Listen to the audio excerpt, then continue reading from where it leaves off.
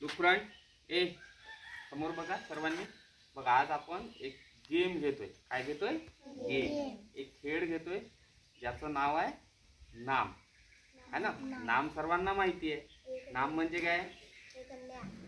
तर नाम म्हणजे काय? तुम्ही सर्व तुमचं बऱ्यापैकी झालेलं आहे ना? तुम्ही सर्व नावापर्यंत आलेले आहात। नाम म्हणजे काय?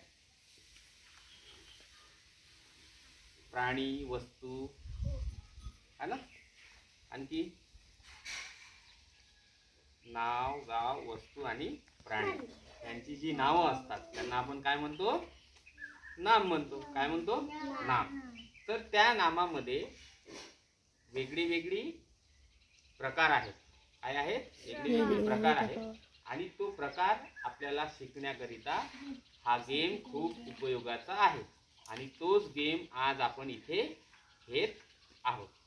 तर सर्वात आधी बघा, मी पहिल्यांदा तुम्हाला एकदा समजून सांगतो, मग तुम्ही ते पूर्ण करायचं आहे, ठीक आहे?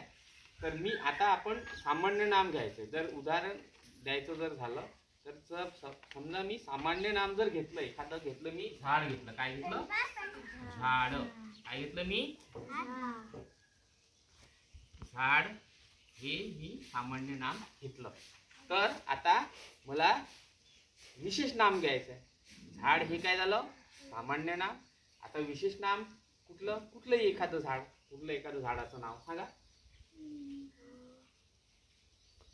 कुठलं एखादं झाडाचं नाव सांगा।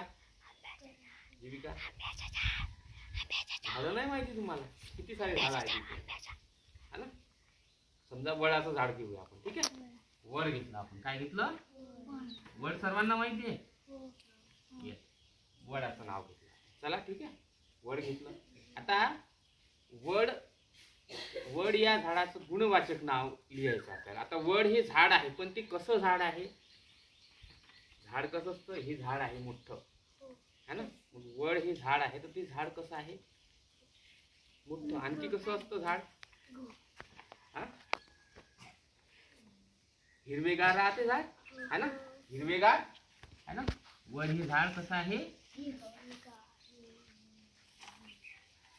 हिरवेगार। कसे झाड आहे? आणि आता इथे समूहवाचक।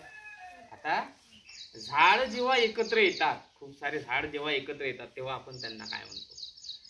आपला परिसर खूप साऱ्या झाडांनी पसरलेला आहे, है ना?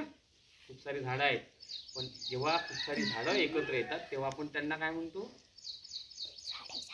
तुम्ही कुठे राहता? झाडं जेव्हा खूप सारी